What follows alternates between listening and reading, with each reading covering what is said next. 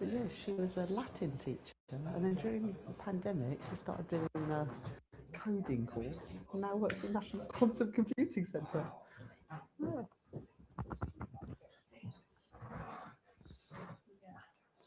Hope for all of us. Okay.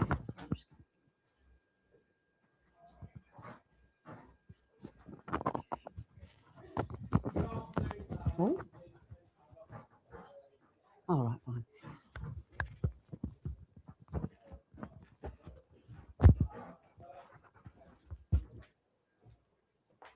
Make sure that ours is muted, otherwise that sound will come through. It's going to mute it on the other side, yeah. Okay, perfect. Let me just get this done up, and then can you have a look to see whether it is done properly, whether it's not.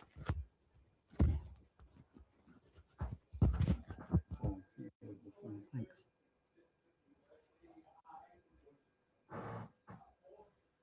It looks fine. He's worried about it rubbing against the.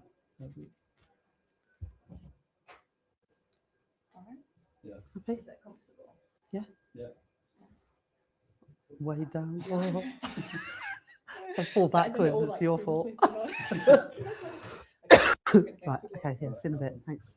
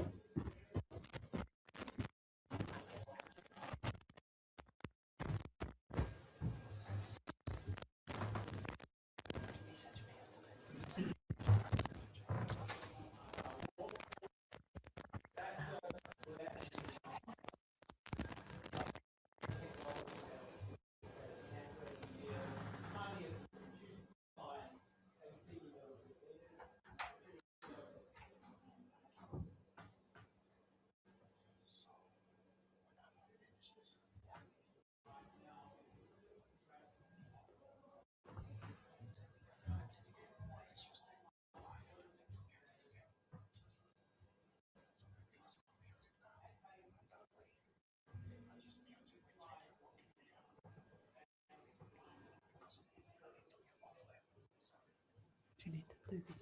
Sorry.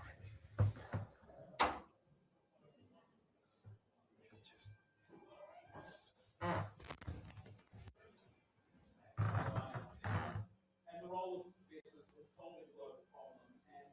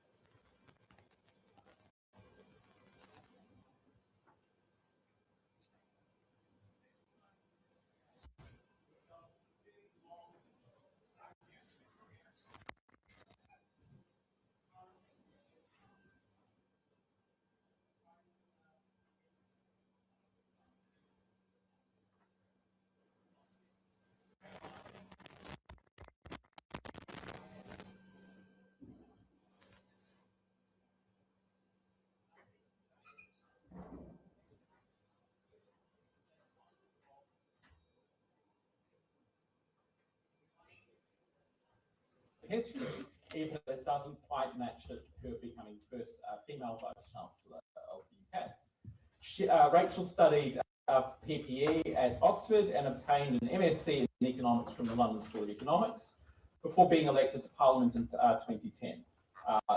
Rachel was an economist at the Bank of England.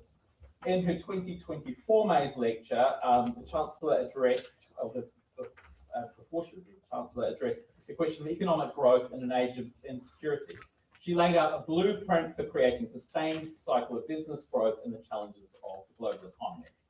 In an interview with the Financial Times shortly before last autumn's budget, the Chancellor insisted that she had the tenacity and determination to turn around an economy which has been hampered by low growth and high debt.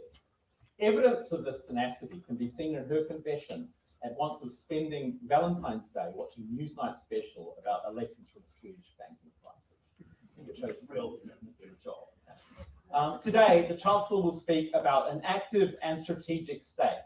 Following the speech, my colleague, Professor Barbara Kazu, who's the Director of our Centre for Banking Research and also Deputy Dean of the school, will chair a short Q&A with the Chancellor. I'd like to, if you'd like to share the conversation we're having today on social media, please use the hashtag #MaisLecture. After the lecture, दीदी ICICI Pru Smart Insurance Plan Plus में ऐसा क्या है कि ये सबसे सही है? इसमें जो दिखता है वो मिलता है। मतलब इसके रिटर्न्स हैं टैक्स फ्री और साथ ही में 0 चार्जेस, यानी जो रिटर्न्स दिखता है वो मिलता है, इसलिए ये सिर्फ सही नहीं सबसे सही है। ICICI Pru SIP Plus, buy now.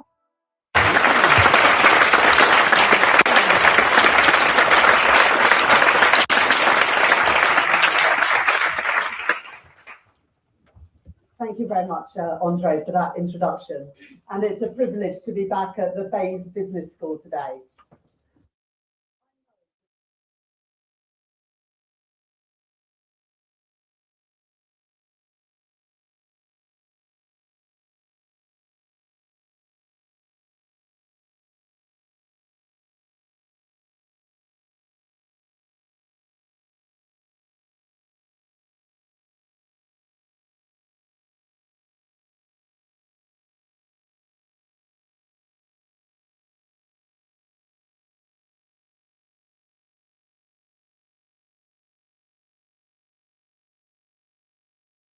Mission, this government's mission, is to correct that.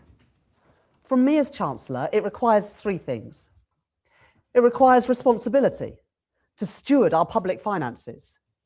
It requires fairness so that when difficult choices must be made, working people know that their interests are at the forefront of my mind.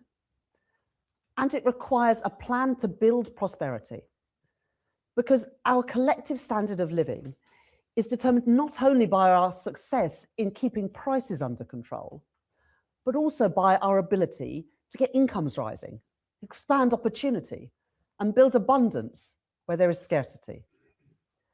We can only do that with sustained productivity-driven growth.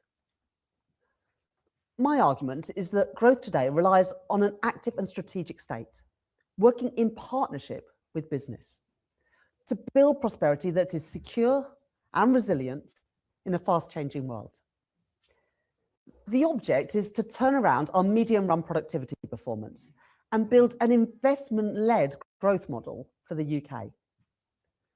That requires a break with the past, with the laissez-faire politics of the passive state, the fiction that a strong economy could be built on the success of just a few places, and with the instability and wrong-headed policy-making of recent governments.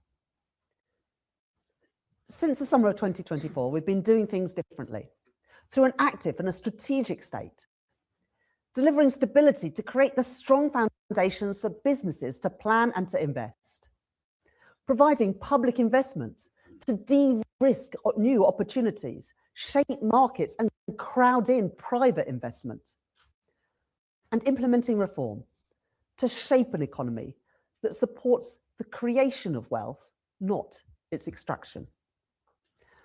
Finally, I want to set out 3 big choices, the areas which I have identified the greatest growth and opportunities for the UK in the decade to come, and then the actions that we are taking to grasp those opportunities. Given the conflict in Iran, with economic implications at home and around the world, let me begin with that global context. 2 years ago, in my first Mais Lecture, I described the new age of insecurity, marked by the long fallout from the 2008 financial crisis and the seismic events that followed. The global pandemic, war within Europe's borders and now in the Middle East, energy crises and disruptions to global trade. These crises affirm the reality that globalization, as we once knew it, is dead. When I said so in 2023, I was criticized in some quarters, but I don't think today many would deny it. Each crisis has reminded us that ours continues to be an interconnected world, in which a country's competitiveness, openness to trade, and credibility on international financial markets remain critical. But that easy optimism about global economic integration has faded, with shocks in one part of the world transmitted swiftly along fragile global supply chains, impacting prices and living standards here at home.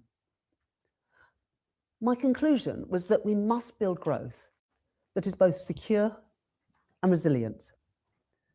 Growth is the condition for secure and rising incomes, the revenues to support our public services, and a strong state able to safeguard its people. But without security, growth is little more than a thought experiment, an abstraction which dissolves upon contact with the real world. That insight underpins a strategy that I call securonomics. This is not a protectionist agenda. It's not a defense of incumbents threatened by a truly dynamic market, or a retreat to a naive 20th century statism. Nor is it simply about having an insurance policy, leaving our economic model pretty much unreformed, but paying a greater premium in case of shocks. Rather, it is a necessary adaptation to the global economic context, which every country must navigate. A growth strategy which restores the delicate balance between flexibility and security for working people, attends to the strengths of our supply chains, and takes an active interest in where things are made and who makes them. In Iran, we are witnessing further symptoms of that age of insecurity, which are likely to put upward pressure on inflation in the months to come. But the actions this government has taken has put Britain in a more secure position than on the eve of the Ukraine conflict. Inflation is lower, and we entered this moment with lower borrowing than the G7 average and the path of greatest deficit reduction amongst G7 economies. In a dangerous world, we have invested in our national security, with the biggest uplift in defence spending since the end of the Cold War. An additional £5.6 billion this year to upgrade our Typhoon fighter jets, launch new Navy frigates, and build helicopters. And today we have announced that we are exploring a new mechanism with the Netherlands, Finland, and other EU and NATO partners to collaborate on defence financing and procurement. The aim is to collaborate to strengthen our collective security and resilience by ramping up critical capacities and getting the most out of every pound that we spend on defence. And our energy security plan is taking effect.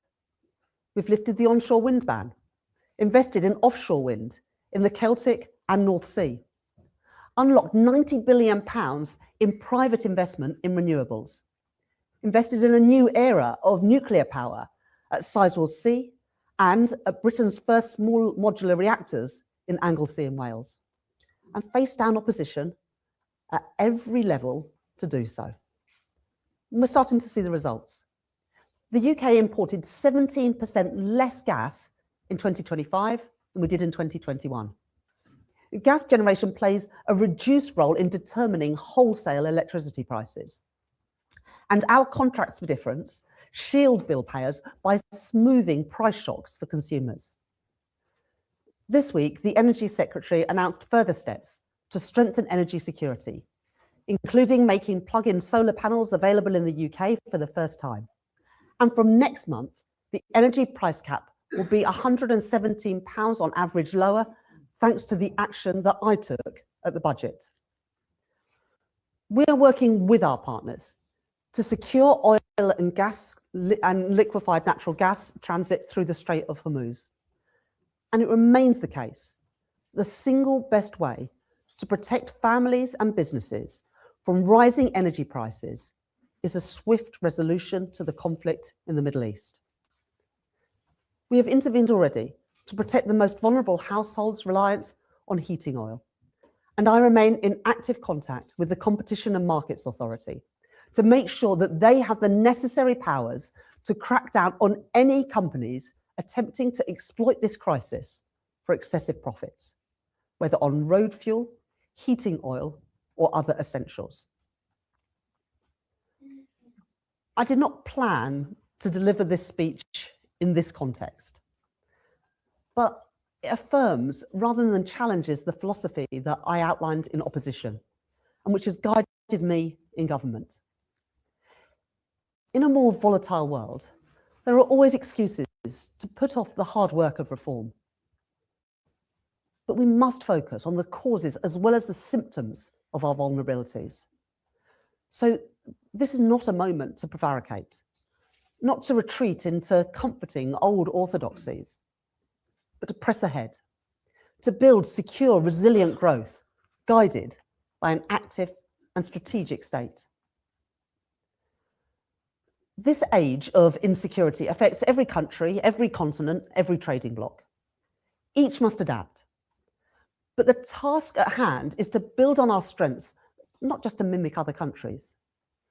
We are the world's second largest exporter of services, underscored by the ubiquity of our language, the historic strength of our institutions, and our openness to trade. We have world-class creative industries and strong manufacturing specialisms in pharmaceuticals, aerospace, and defence. We've got an entrepreneurial culture, vibrant capital markets in London and in other financial centres, universities that truly do lead the world, and immense potential in the industries of the future, in life science, energy, and artificial intelligence. And we are backing those key sectors through our modern industrial strategy. But there are obstacles too. In my previous Mais lecture, I diagnosed the root of Britain's economic problems. Underlying our living standards challenge, our public services challenge, and our fiscal challenge is our productivity challenge. Since the global financial crisis, the UK has experienced the sharpest slowdown in productivity growth in any G7 economy.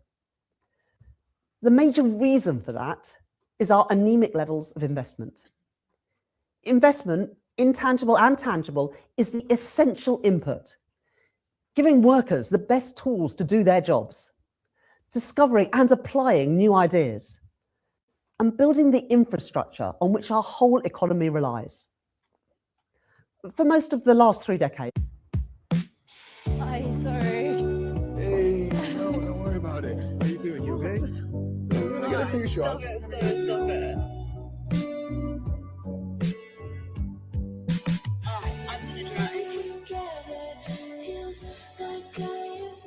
Stay right there. No. Who's that? See what happens. One camera, decades of possibilities. The new Instax Mini Evo Cinema. Correcting 3 crucial failures of policy. Let me take each in turn. First was the persistence of an outmoded view, a doctrine of the passive state, holding that the best thing that a government could do was stand aside and let markets to their own devices, that the state had no role in identifying areas of potential comparative advantage, in de-risking bets on emerging industries, or in shaping and making markets. The result was an imbalanced economy, ill-equipped for technological change. Passivity did not even deliver a small state, as the political right imagined it would, but rather a highly centralised regulatory state, indifferent to the structure of the economy, lacking in strategic focus, and so easily swayed by any given interest group, many with legitimate cause, but which over time drove the steady accumulation of complex new regulatory barriers. The state's capacity for productive intervention diminished, but its capacity to obstruct was greatly enhanced. Second was a belief that growth could be built on a narrow geographic base. Now, everywhere I go in the UK, I see the talent, the vision, and the ambition to be part of something. But I also see the barriers, the legacies of deindustrialisation, the uneven distribution of opportunity, high housing costs, problems exacerbated by poor public transport, and a highly centralised political system, which together conspire to block the agglomeration effects that can attract and multiply investment. Today, what most distinguishes Britain from our closest peers is the relative underperformance of our major cities outside of London compared to their European counterparts. There are huge gains to be made if we can only close that gap. If we back Manchester and Liverpool and Leeds to match and overtake Stuttgart, Turin and Lyon. And third, there were the chaotic wrong turns taken after 2010, which further suppressed investment. Austerity choked off demand, just when historically low interest rates offered a priceless opportunity to invest. Brexit created profound uncertainty, raised new barriers to trade, and leaves Britain facing an additional danger today. The risk that we find ourselves stranded between powerful trading blocs as globalisation retreats. Meanwhile, our unstable stop-go cycle of capital investment, what I called the new British disease, drove up infrastructure costs and inhibited investment. The disastrous mini-budget represented a final doomed fanatical attempt at eking a sugar rush out of a broken economic model. Now, it might feel daunting, but in this changing world, Britain is not powerless. We can shape our own future. Our method is securonomics. That is built on one crucial idea, that an active and strategic state, working with business, can build and secure resilient growth, stepping up its role in expanding the supply side of the economy, making conscious and deliberate choices about the sectors in which we pursue and in the capabilities that we must protect or grow. An approach embodied in our modern industrial strategy. The active and strategic state is guided by three priorities: stability, investment, and reform. Stability is a basic precondition for secure family finances, business confidence, and business investment.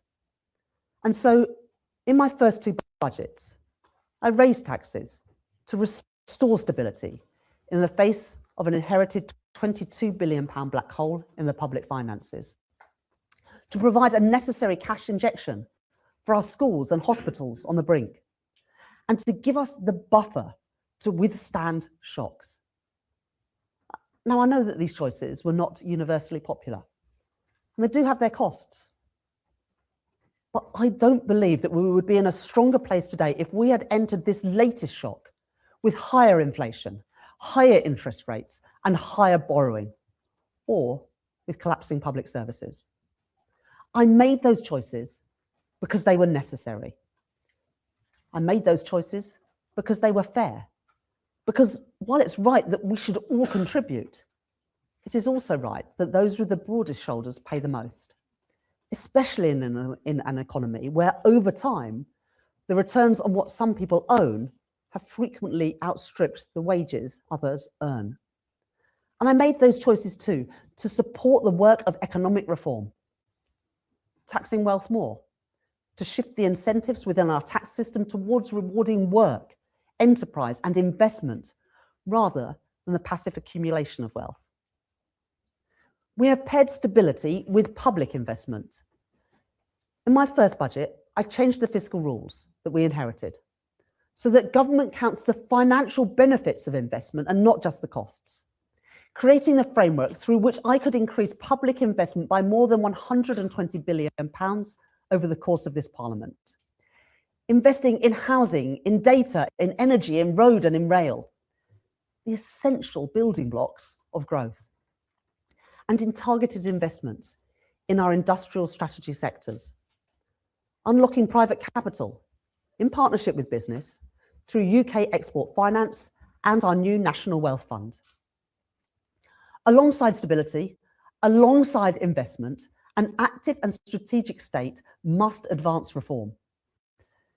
The status quo we inherited offered neither a truly competitive market economy nor an economy that gives a fair deal to working people. An investment-led growth model depends on us changing that with a supply-side social democracy to drive investment and dynamism, redress the distortive concentrations and inequalities of power that shield incumbents from market competition, take on artificial scarcities in land, labour, capital and in energy, and shift the balance of market power towards workers, consumers, bill payers and renters. That includes adopting a new attitude to regulation. The UK has a world-class competition regime, headed by our empowered independent Competition and Markets Authority. And I am not a believer in deregulation as ideology. But where the evidence tells me that regulation is falling behind economic change, that regulatory frameworks are inhibiting competition, or when arbitrary complexity and duplication are getting in the way of productive investment, then I am a believer in regulatory innovation, regulatory rationalisation, and levelling the playing field. The object of reform is to shape an economy that rewards productive enterprise and investment, not the accumulation of economic rents. Let me set out what that means in 4 areas: land, energy, capital and labour. First, land. We inherited a system of land use planning that was a direct obstacle to investment, effectively rationing homes and infrastructure and ramping up the costs of development. That approach has priced young people out of the housing market and hemmed in our most dynamic cities. 2 years ago, I promised that we would do what other governments have lacked the will to do and grasp the nettle of planning reform. We have done so, reintroducing and raising mandatory housing targets, opening grey belt land to development, stopping local planning committees from blocking growth, easing consultation requirements on major infrastructure, and there is much more to come. Second, energy. We inherited a system in the UK where businesses were paying some of the highest energy bills in Europe. The last government failed to invest in clean, homegrown power and failed to reform an outdated system. The action we are taking on renewables, on nuclear, on reforming the grid is changing that. We will legislate to implement the Finkleton Review to build nuclear faster. And for business, we are expanding the supercharger discount from this April and launching our British Industrial Competitiveness Scheme from next year. And there is much more to come. Third, capital. We inherited a capital system marked both by a failure to supply the capital to invest in growing businesses and a failure to cater to domestic and international investors by nurturing investable propositions here in Britain. So we are opening access to capital through my Leeds reforms and by redirecting capital stuck in pension funds and in ISAs.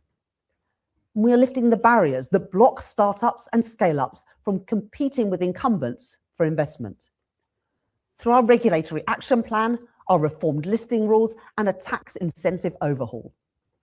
And there is much more to come. Fourth, our labour market.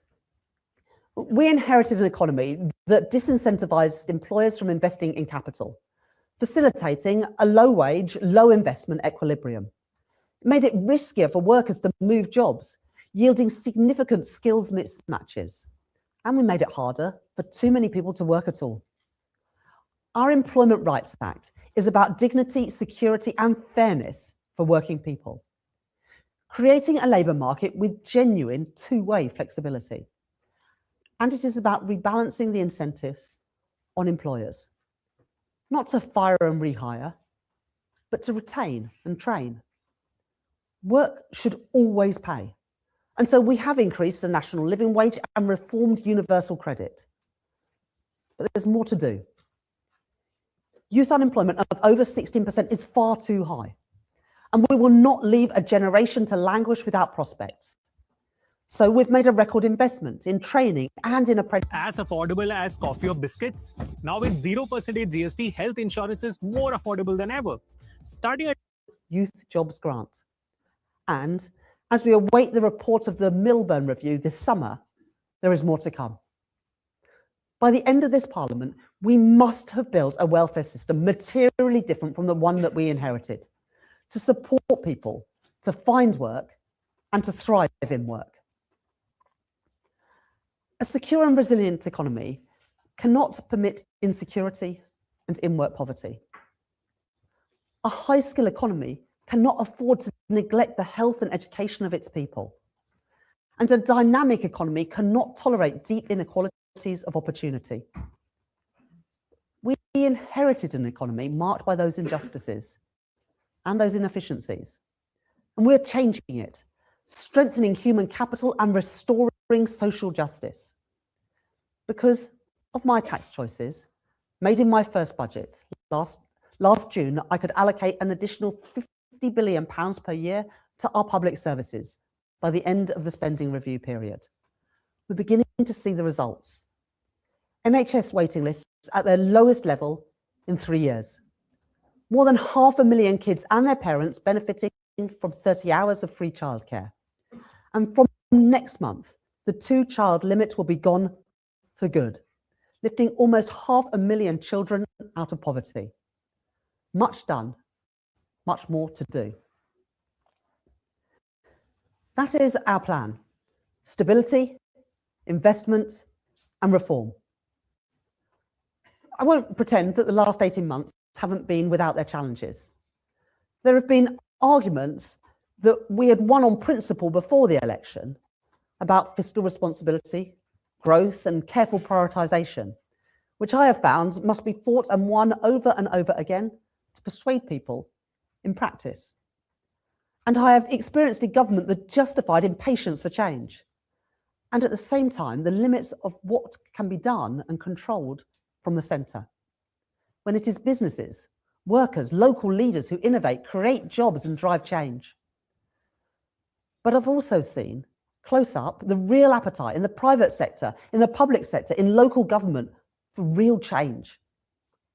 And we have made progress, with the fastest growth of any European G7 economy across 2025. But we need to go much further. We are in this for the long haul.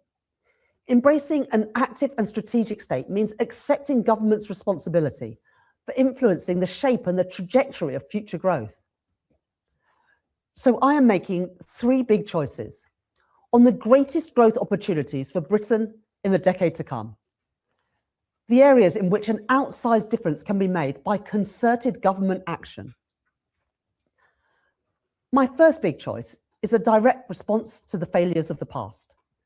To go for growth not just in a few parts of Britain, but to give Britain's regions the chance to push ahead and shape their own destinies.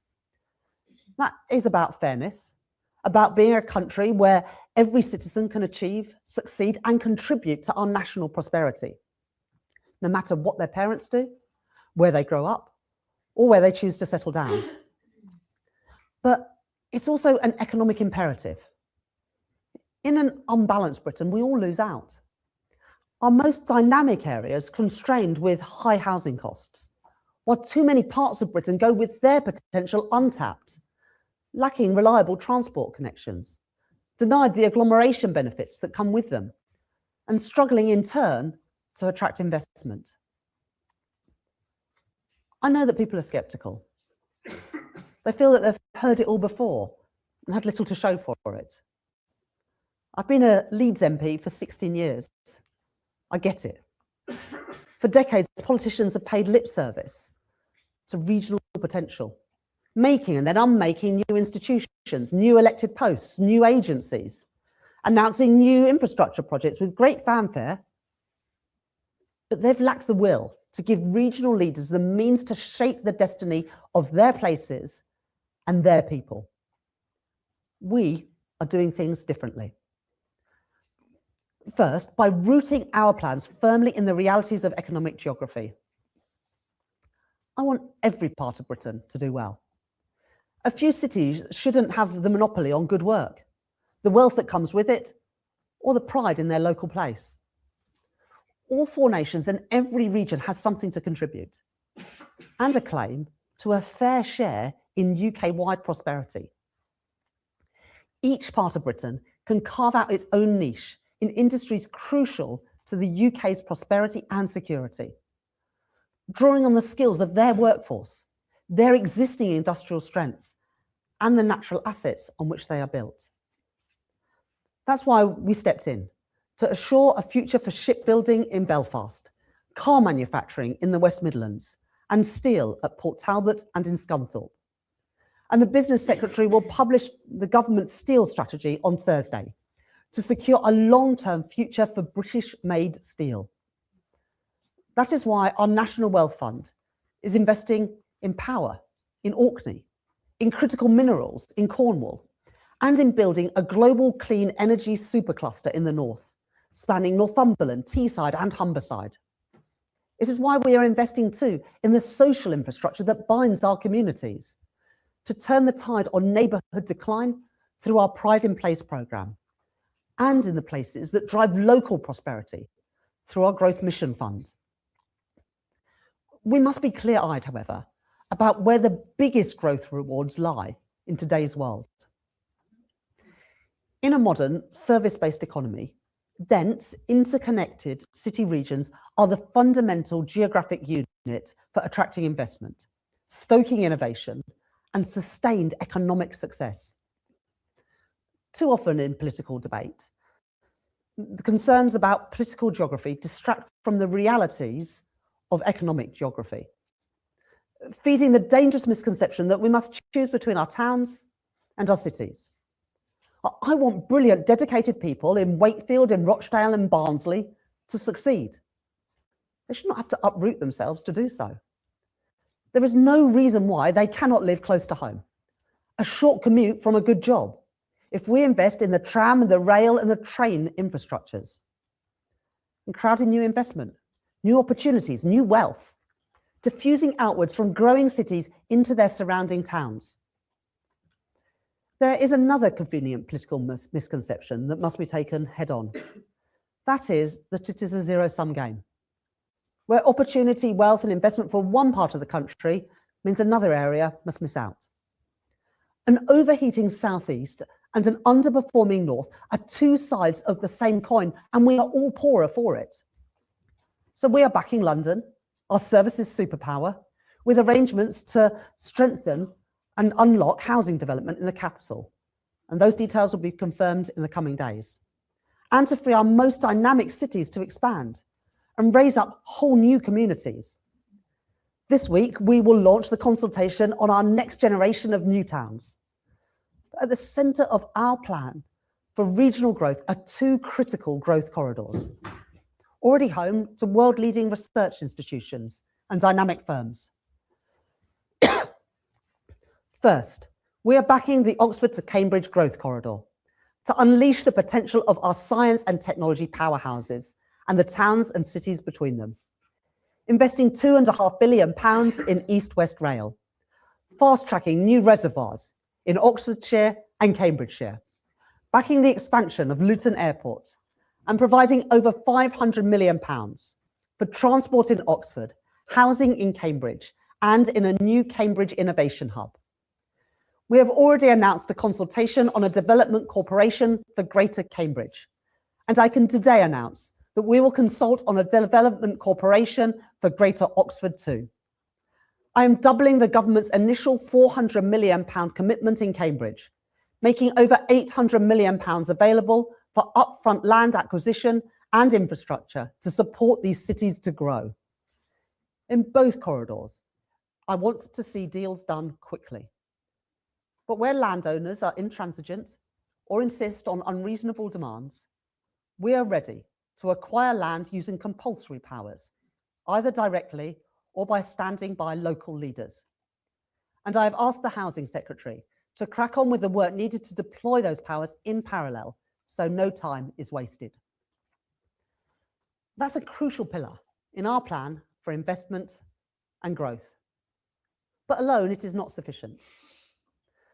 The north of England has waited for far too long for a government that matches warm words with concerted ambition.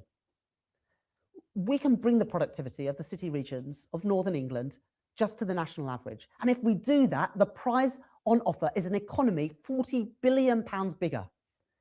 To make that change, we are investing in the Northern Growth Corridor, home to 9 million people, spanning Liverpool, Manchester, Bradford, Leeds, Sheffield and York, to strengthen Liverpool's position as a hub for life sciences, digital and tech. Make Leeds' expanded Northern Square Mile a destination for global financial services. Establish South Yorkshire as a modern industrial heartland in manufacturing and defence. And make Manchester a global growth cluster in life sciences, advanced manufacturing and digital technologies, including through the government's new Manchester Digital Campus, which I can confirm today is going ahead, moving power and people outside of London. These are commitments backed with real capital and supported by my decision to rewrite the Treasury's investment rules so that all towns and cities get a fair hearing.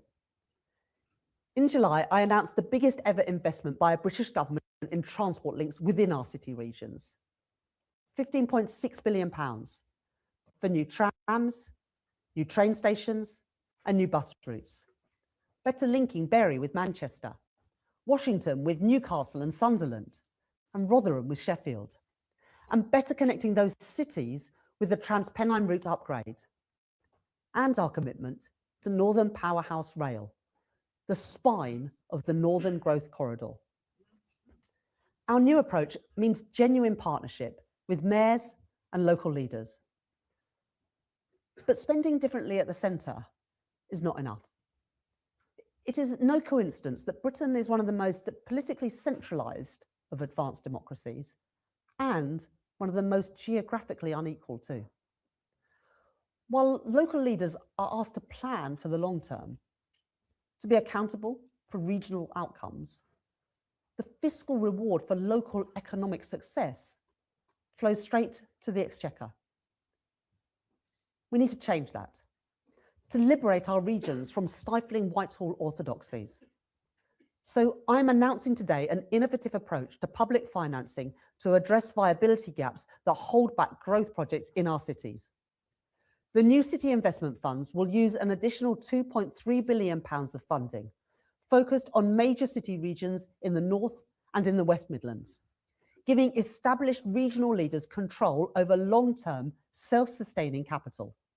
Theirs to generate returns from, theirs to invest, backed by a commitment to business rates retention. But we must go further.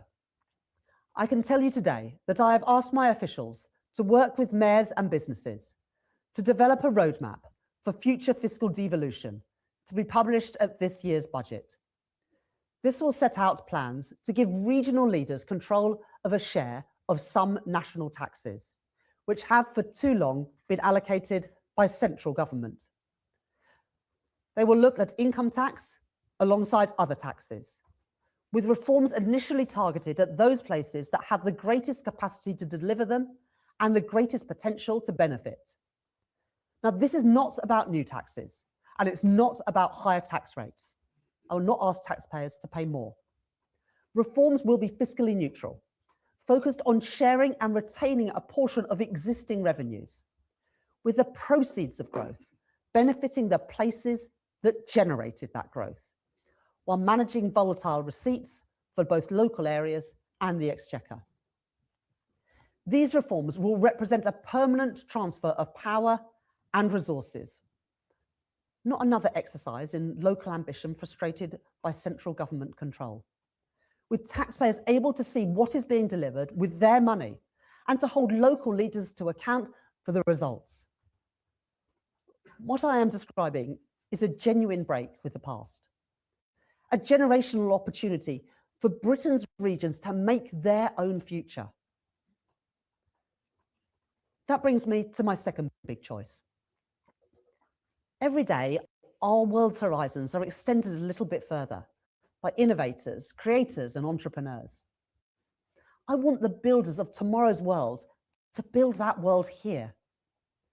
The UK is in a position of real strength, with world-leading universities, deep research capability from Edinburgh to the west of England, backed by record R&D investment strategically targeted at frontier technologies, and one of the most vibrant AI startup ecosystems in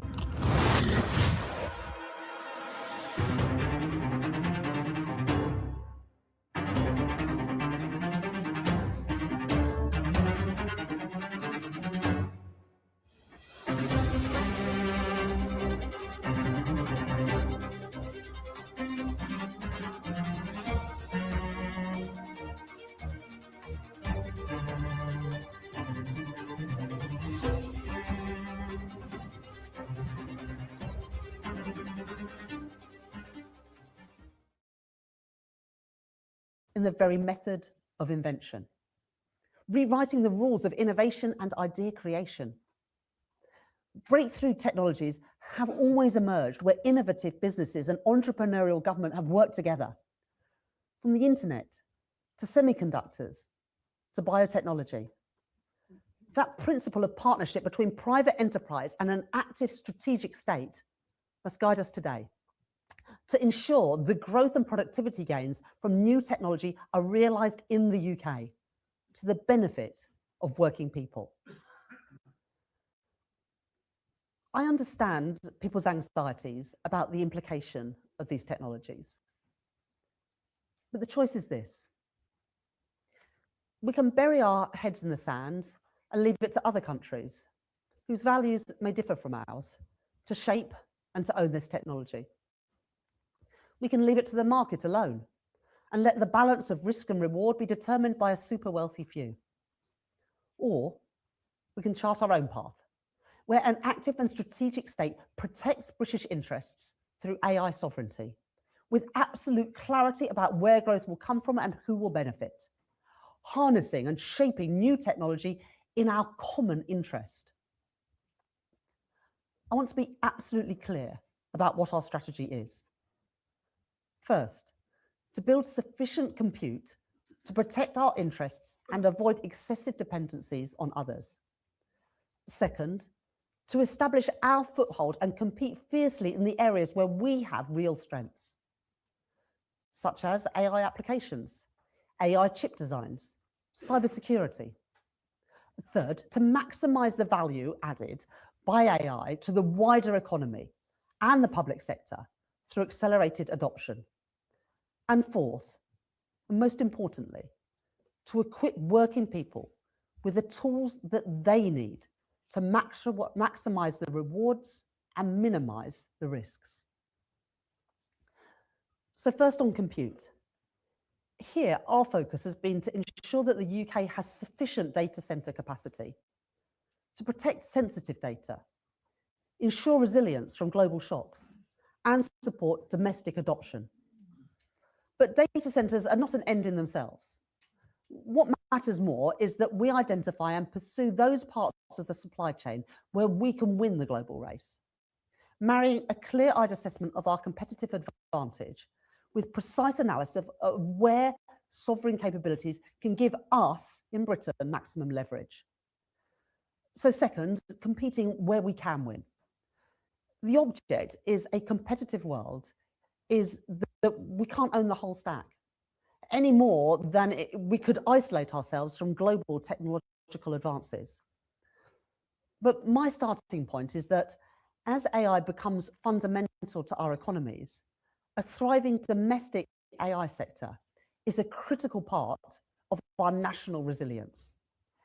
And so we won't build a sovereign wall to shelter behind, but rather a sovereign edge, backing strategic national champions and making sure that internationally competitive companies start, scale, and stay here in Britain. We should already be proud of our record. We are the birthplace of businesses including DeepMind, Wave, and Arm. Deep tech businesses like these are how we'll establish a critical foothold in the AI value chain, protecting British interests by ensuring that British companies are at the frontier of global AI development. For that, Britain must be the place where you can employ the best talent, access the right finance, and be supported by cutting-edge regulation. We have a world-leading talent regime with competitive visas and enterprise management incentives. And we will back workers who want to move firms by placing clear limits on the use of non-compete clauses which inhibit innovation and dynamism. On capital, we reformed the mandate of the British Business Bank and put £5 billion behind British startups. We will launch our sovereign AI unit next month with a £500 million commitment for starting and scaling AI businesses in Britain. And we're making government the first customer for innovative technologies through our procurement rules. We want public procurement to become a launchpad for scale-ups, not a check for global incumbents. We're exploring new ways to procure innovative solutions to priority problems in areas like defence and health. And we will not be agnostic about where things are made and who makes them. Instead, we will stand behind British businesses and British bidders, providing guidance on how national security exemptions should be applied in critical sectors, including in AI. And we are using procurement to give us a head start on quantum computing. Through our advanced commitment, we have pledged to procure up to £1 billion of quantum computers from the first UK companies to successfully make them at commercial scale, firing the starting gun on a global race and making sure that the UK is at the front of the pack. And if regulation is to keep pace with technological change and support AI innovation, then we can't just tweak the rules, but think about regulation in whole new ways. And so the Business Secretary will soon legislate for our new growth labs, modelling a bold new approach to regulation, with the power to make rapid temporary amendments to regulation to safety test and prove application of new tech. So here is my message to every entrepreneur looking to build a new AI product. Come to the UK. We will back your experiment to push the bounds of possibility and to get your product, your creation off the ground. The third pillar of our AI strategy is adoption. We want Britain to achieve the fastest rate of AI adoption of any country in the G7. The AI productivity dividend is how our leading sectors will stay ahead of their competitors. And it's how small and medium and large businesses will grow. So we're backing AI adoption through our AI for Science strategy and our funding for adoption in AI growth zones, including in North Wales and in Lanarkshire. And we are applying AI in the public sector too, supporting diagnostics in healthcare, creating personalised teaching plans for our young people, and reducing admin for care workers so they can spend more time with their patients.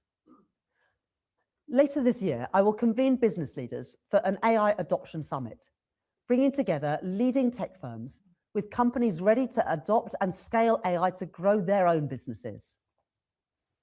And fourth, on jobs. People want good jobs that pay well. And they want the same for the next generation too. I know people are worried about technological change and that how those changes may threaten those things that matter. I understand that. So let me say this.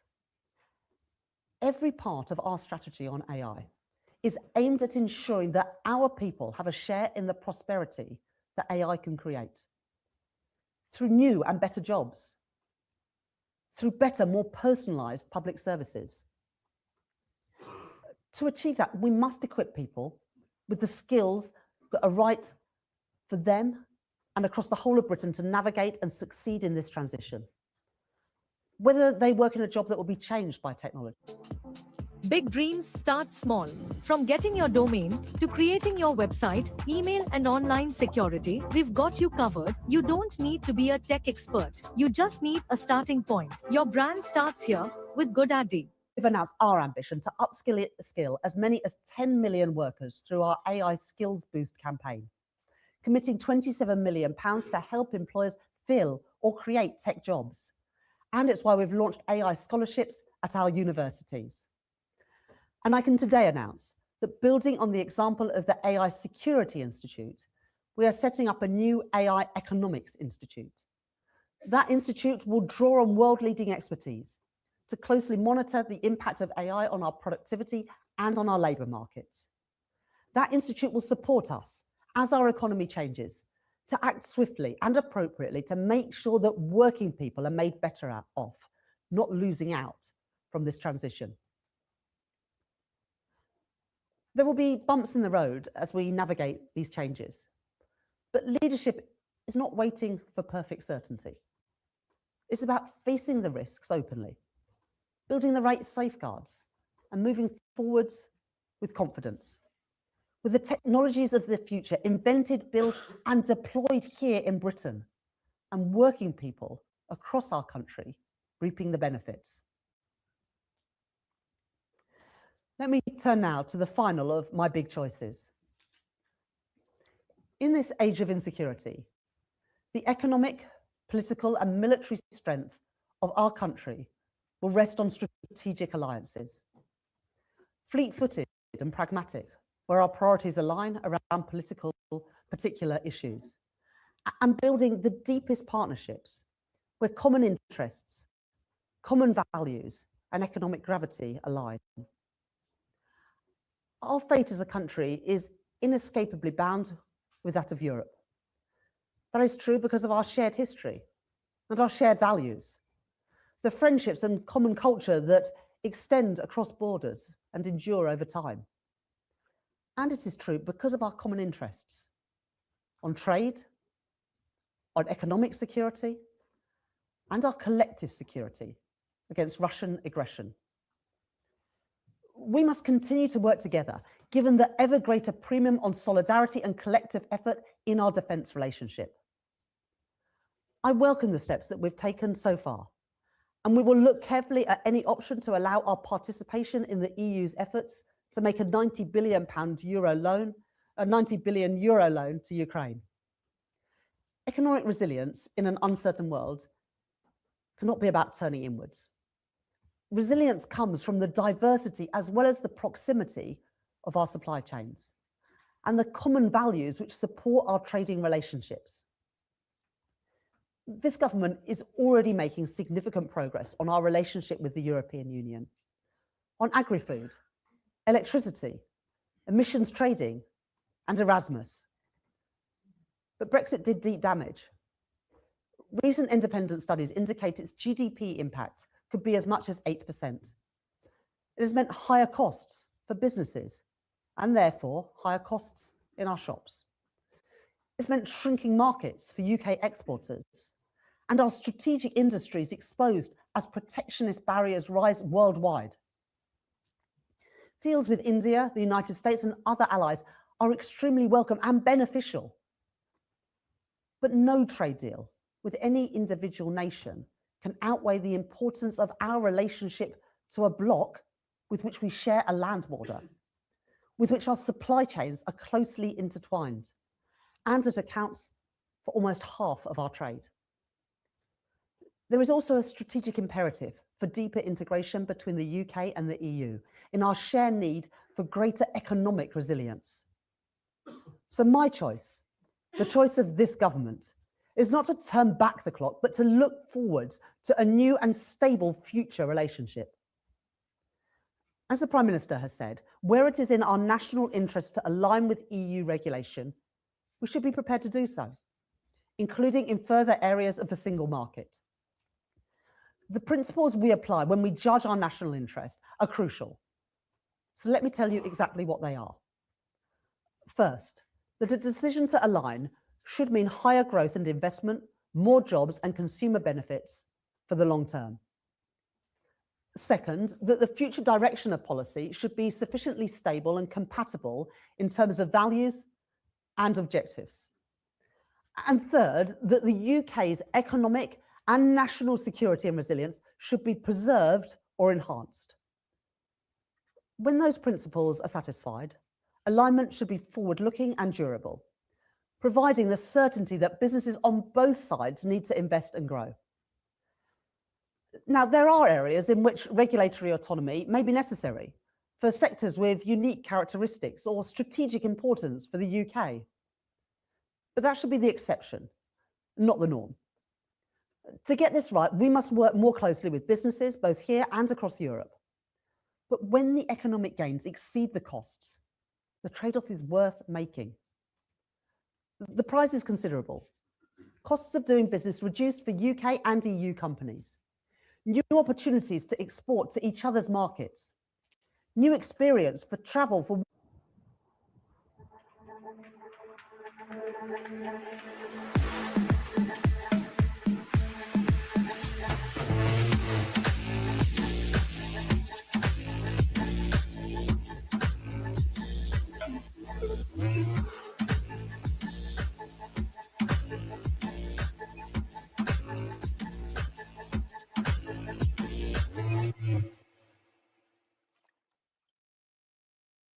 this within a stable economic framework that allows us to keep building the relationship without constant renegotiation of the basic terms.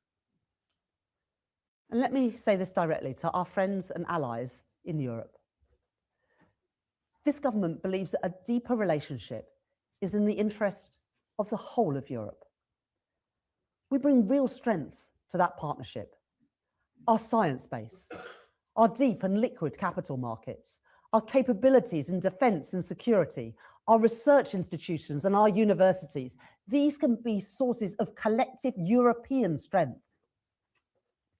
The alternative is more costly and less secure. Both the UK and the EU are taking measures to improve security and resilience in key sectors. We both face the same challenges, such as overcapacity and higher tariffs, which are distorting global markets. If we are to enhance the competitiveness of European industry in the face of global competition, we must work together, remove trade barriers between us, and avoid collateral harm between trusted partners. It is in Britain's and in Europe's collective interest to respond to global challenges as a partnership, strengthening our global competitive advantage. And the truth is this: Britain's future prosperity will not be built in isolation, but through partnerships with those who share our interests, share our values, and share our ambitions. And no partnership is more important than that between the UK and our European neighbours. This will require us to make and win the political argument. And believe me, I'm up for it, because I believe absolutely that closer alignment is the right course for our country. A course chosen as a sovereign nation, a course chosen in our national interest. 2 years ago, in this lecture hall, I said that despite the challenges, I was an optimist about our ability to face them. And despite further challenges that have come our way, I remain an optimist. An optimist about the capacity of an active and strategic state to drive investment and to drive growth. An optimism about the dynamism and the enterprise of British business. An optimist about the talent, commitment and ingenuity of working people in every part of our United Kingdom. Our mission, to unlock that talent, that commitment, that ingenuity, to pair economic success with security and social justice. No one ever said it would be easy. Nothing worthwhile ever is.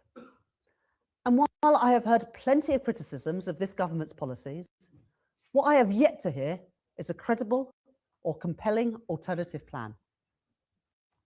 Our method, the active and strategic state, to build an investment-led growth model for Britain.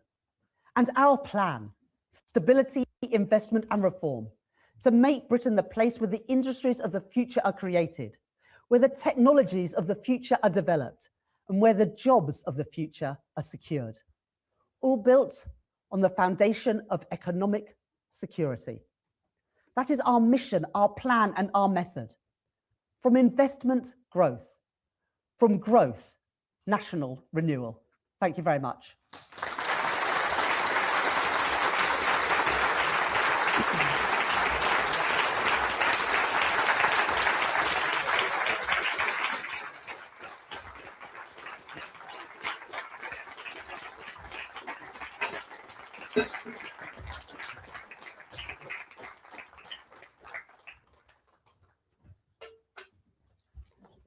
Thank you, love. Nice to see you again.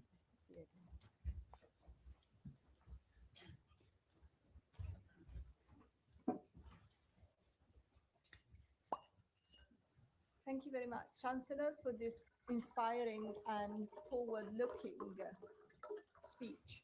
I have really enjoyed the enthusiasm and the ability to look beyond the challenges that we face at the moment. I am also very grateful to you to accept our invite, and it's very nice to have you here again. And with this, I want to open a short Q&A with our audience. So we have a few questions, and the first one, I want to invite one of our alumni from the Exchequer MBA 2025, and this is Sheila. Good afternoon, and thank you for the slides shared. My question is on productivity and connects some of the points mentioned. UK's productivity has fallen behind the one of other G7 countries. And at the same time, UK's science and technology strategy, which includes a lot of AI, as you also explained.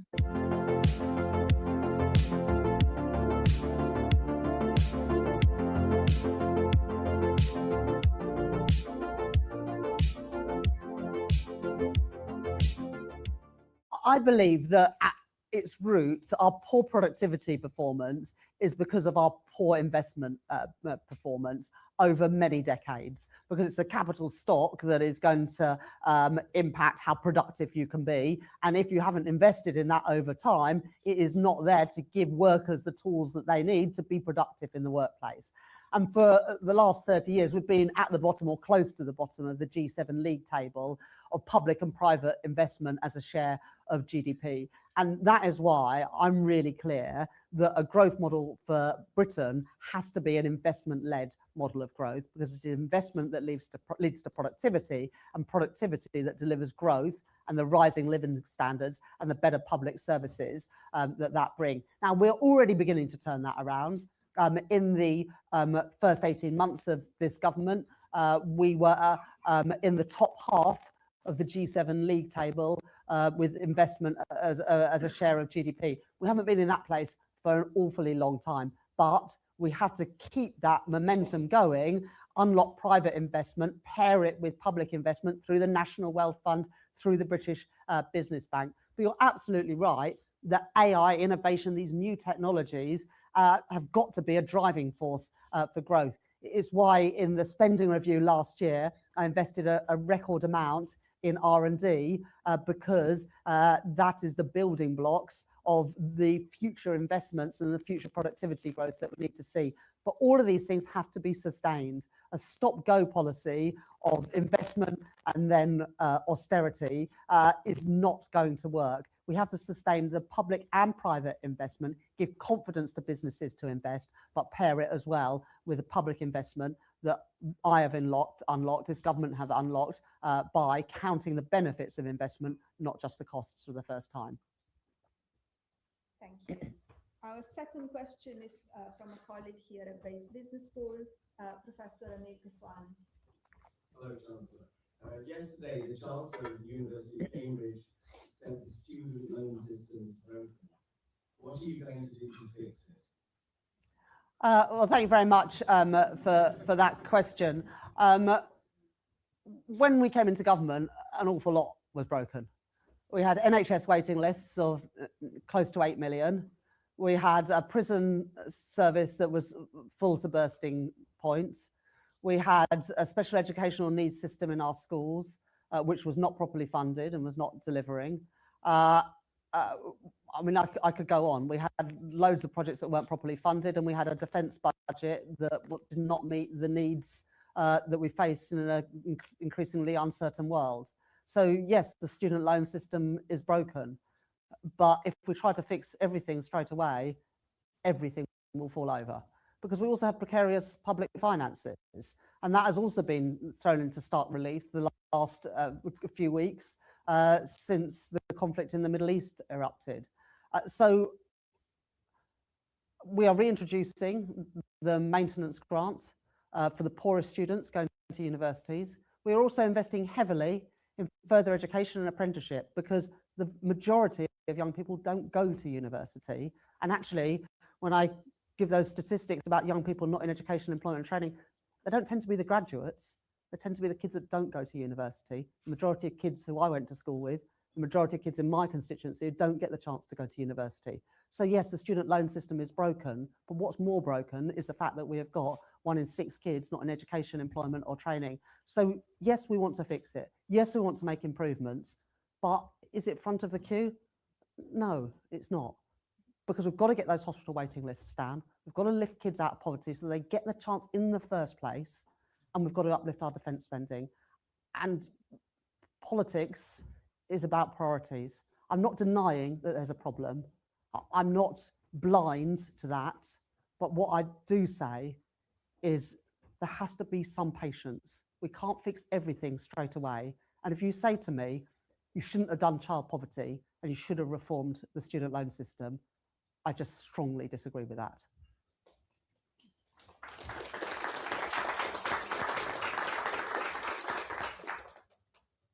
Thank you. Our third question is from Irene Graham, who's the CEO of the Scale Up Institute. Good afternoon, Chancellor, and thank you for being consistent in doubling down on regional innovation and regional investment. I mean, you know, the Scale Up economy, 44,000 businesses, 2.3 trillion are across the UK. And those in the industrial sectors, quantum AI, 8 in 10 of them sit outside London and the South East, so Northern Corridor, Supercluster, all very important. And when I visit the scale-ups around the country, those in quantum and others, one of their biggest challenges is getting that private sector scale-up capital, the patient capital, and particularly that pension-funded institutional money. So with your commitments today, what more are you hoping for from the private sector investors? Pension fund investors? You kind of alluded to it, so I want to do a bit more into that. Thanks very much for your question, Irene. So as with most things, there's got to be a partnership and government has got a role to play. Now, some people say, you know, government just get out of the way and market for. CRY, Child Rights in You, is an Indian NGO that for 40 years has worked for the rights of all underprivileged Indian children.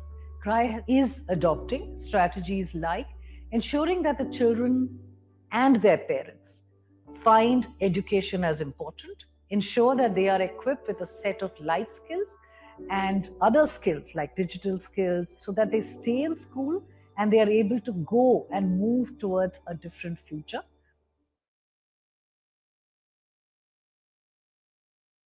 Also geographically diverse startups, because good ideas are not the monopoly of one place, and yet the vast majority of funding goes to startups that come out of London and the South East, and startups led by men, and missing out on huge opportunities. But we're also, as you say, reforming how our pension system works. Now, some of this draws on what the previous government did, who, through their Mansion House agreement, got a commitment to invest in private assets.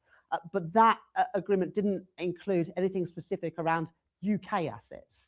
And so what myself and Torsten, the pensions minister, have managed to achieve is a higher allocation into private assets. That's both infrastructure and venture. And of that, half of which at least has to be in UK private assets. And that is exactly to deal with the challenge that you speak to, that the scale-ups are not getting that investment. But it's not just about that target, it's also about consolidation in the pensions industry, both the local government scheme, pension scheme, which we have more control over, and private pensions, because they have not been delivering either for scale-up businesses or for their savers as well. And so consolidation and also the Mansion House Accord and the Sterling 20 to make those commitments about investing in private markets. The other thing I would say, though, is that public markets also matter, and that's why we're making reforms to ISAs. So from next April, there will be a £12,000 limit of what you can put in a cash ISA, unless you're over 65.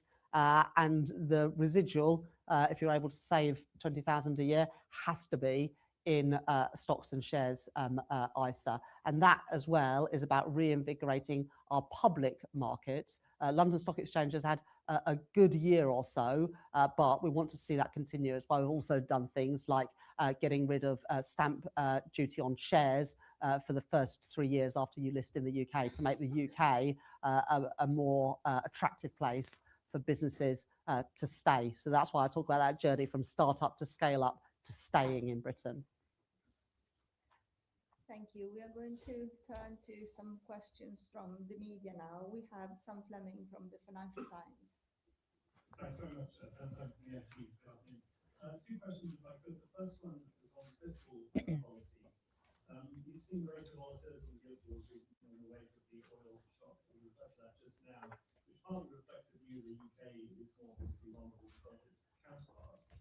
You said you had expressed in Davos in January that the UK has done enough to avoid the need for any further tax increases, that it can withstand further shocks without need for further fiscal action. The second question was on the European Union side. You said you made it very clear you want to see closer ties. Can I be clear, do the red lines that Labour set out still fully apply? Because this will clearly severely limit the opportunity for greater alignment, given Brussels' reluctance to accept cherry picking when it comes to the single market. It's made it clear that the UK can't have enhanced access to the EU without accepting greater obligations, for example, financial contributions and also potentially on labour mobility. Thank you. Okay, so first of all, on government borrowing costs, I set out in the spring statement, which is the most up-to-date numbers from the independent forecaster, that shows even compared to the budget last year, we were spending £3 billion less on interest payments next year, because we had managed to bring down government borrowing costs, and indeed bring down borrowing costs for everyone in the country with 6 interest rate cuts in my first 18 months as Chancellor.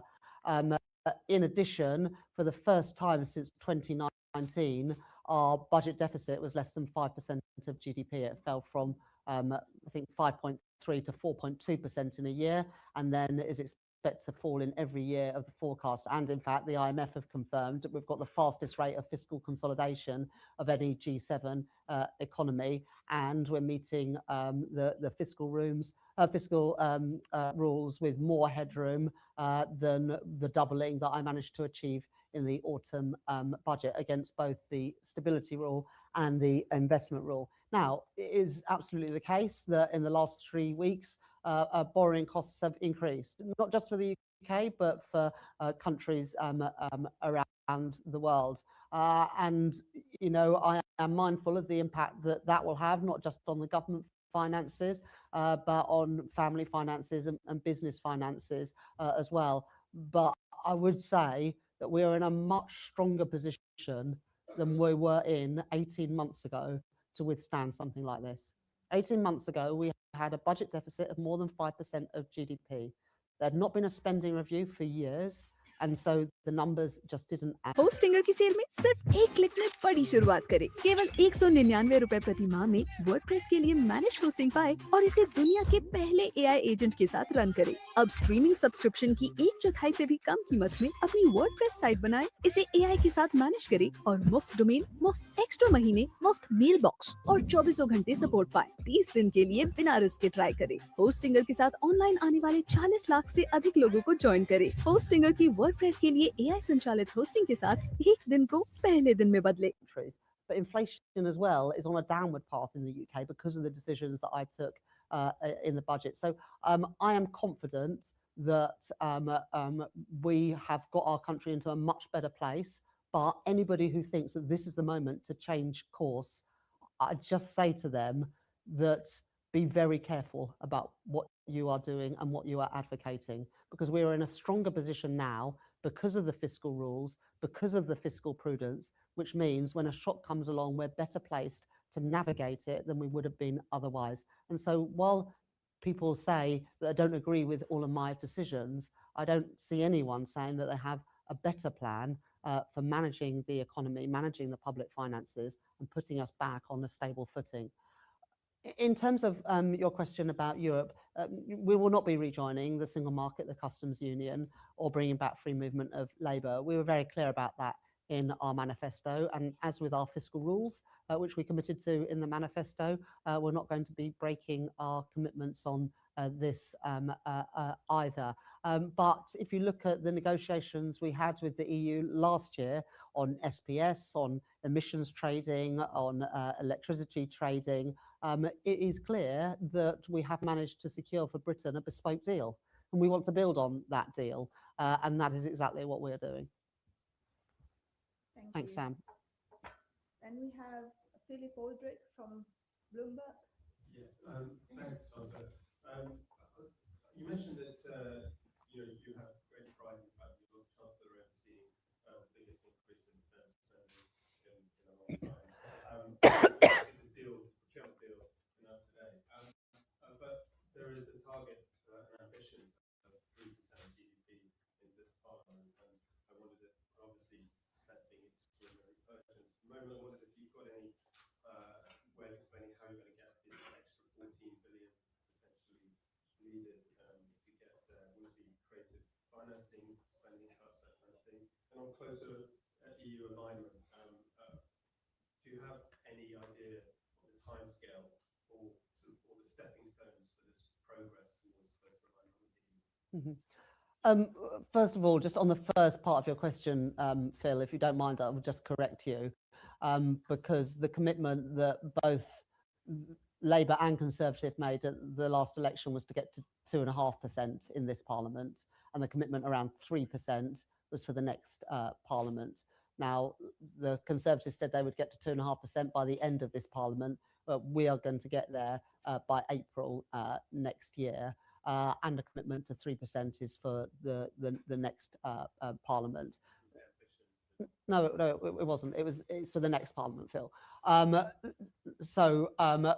we will achieve that. But already we have a fully funded plan to uplift defence spending in this Parliament by cutting overseas development assistance, and that is the right thing to do in the world we live today, where hard power is increasingly important.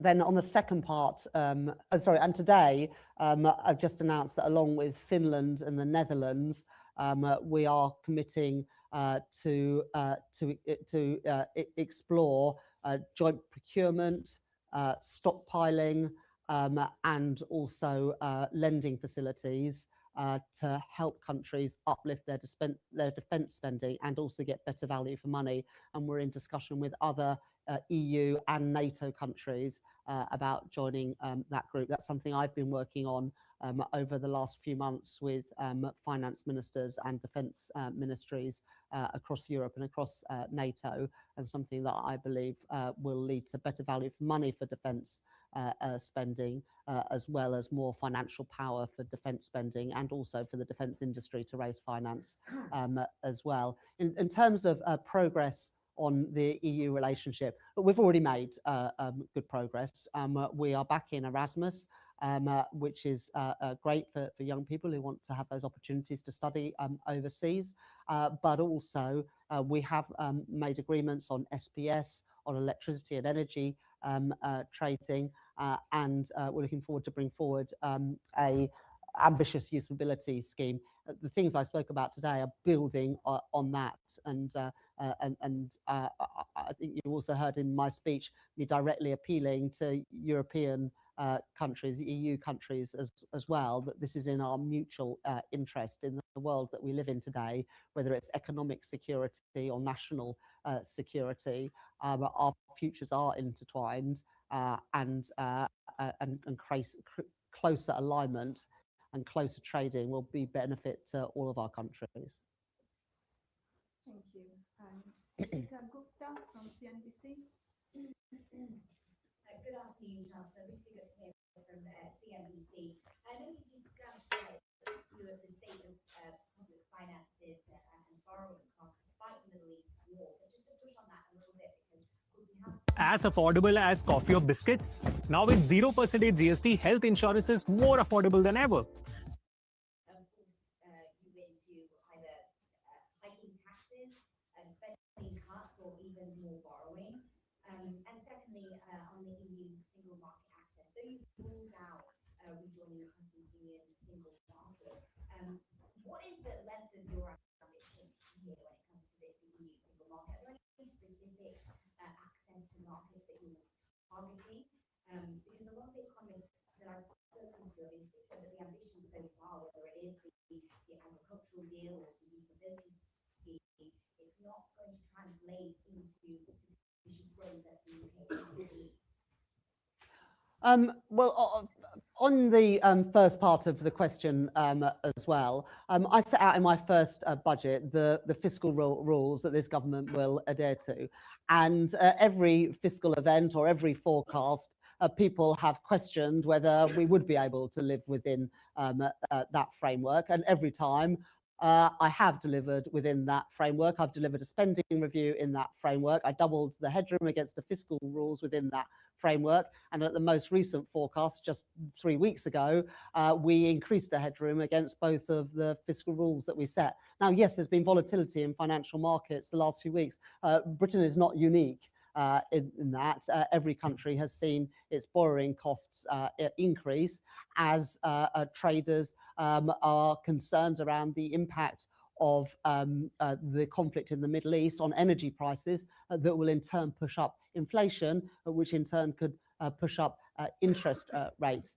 So it is clear what the source of the shock here, and it is not anything to do with what we have done here at home, but we are in a stronger position to withstand those shocks than we would have been 18 months ago when we had a higher deficit, where we did not have properly funded public services because there had been no spending review despite high levels of inflation for many years. So the approach that I've taken in terms of fiscal consolidation and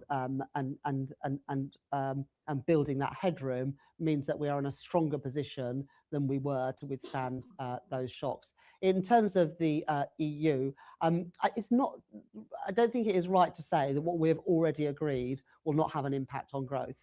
In fact, the impact on growth of the things that we have already announced is bigger than any of the other trade deals that we have secured, because half of our trade is with the EU, and even what we've done on food and farming is significant given the amount of trade that flows between the UK and the EU. So there are a lot more benefits to be had. As I used in my speech today, economists are now suggesting that the hit to our GDP is worth around 8% of GDP. So you can see that making trade and investment flows easier between our countries can begin to get some of that lost growth back again, and ultimately in people's pockets with higher living standards. Thank you, Chancellor. And can I now invite the President of the University, Sir Anthony Tilkenstein, to deliver the vote of thanks. Hi, Anthony.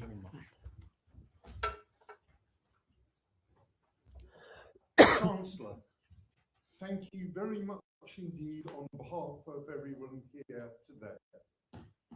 Events like this lecture not only demonstrate Bayes Business School standing in the heart of the City of London, reflected by the presence here of our rector, the Lady Mayor of the City of London, but also the university's wider commitment to research at the frontier of professional practice, exemplified by the work of the Centre for Banking Research, which hosts the Mais Lecture. World events in recent weeks have shown how unsettled the wider landscape remains, with geopolitical tensions that continue to weigh on confidence. Yet moments like this also remind us why institutions like this one matter so profoundly. In challenging times, our commitment to developing thoughtful, resilient leaders takes on even greater purpose and gives us further reason for optimism about the future they will shape. These events don't happen without real effort from real people. Barbara Kazu and the team at BEIS have made this one of the most prestigious platforms in British economic policy, a place where ideas that matter get a proper hearing. Matt Drew and the events team have once again made a complicated event look effortless. We're grateful to all of them. It was a particular pleasure for me to work with Jess Glover from HMT, the Director General for Growth and Productivity, a title that carries some weight when growth and productivity are, as the Chancellor has just reminded us, essentially the whole argument. I should confess that both my sister and elder son have worked at the Treasury. My younger son is there now, so I follow it. Hi, sorry. Hey, no, don't worry about it. How you doing? You okay? We're gonna get a few shots. Stop it.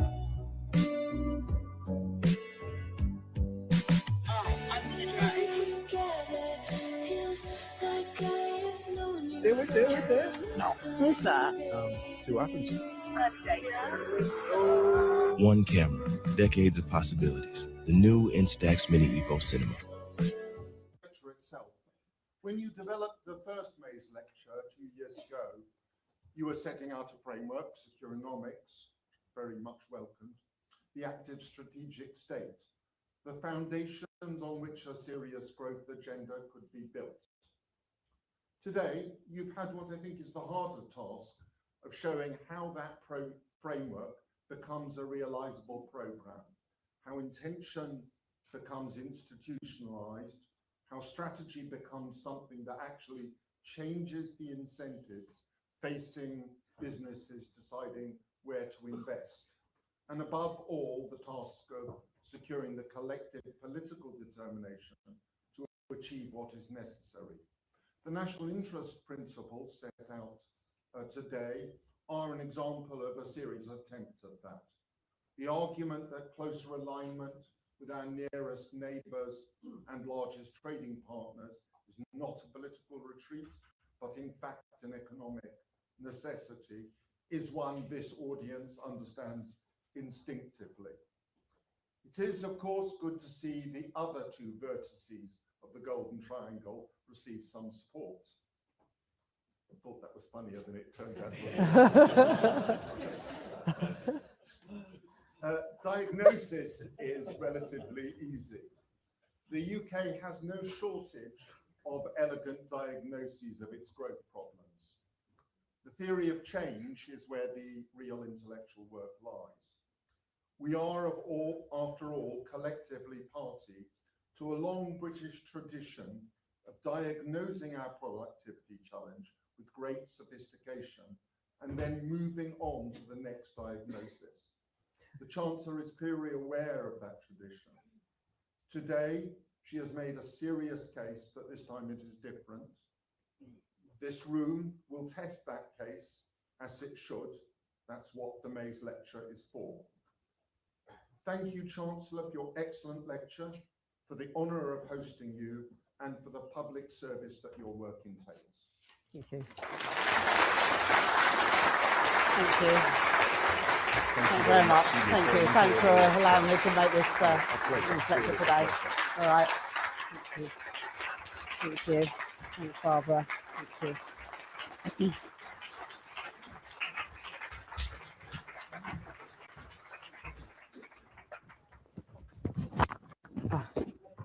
Happy?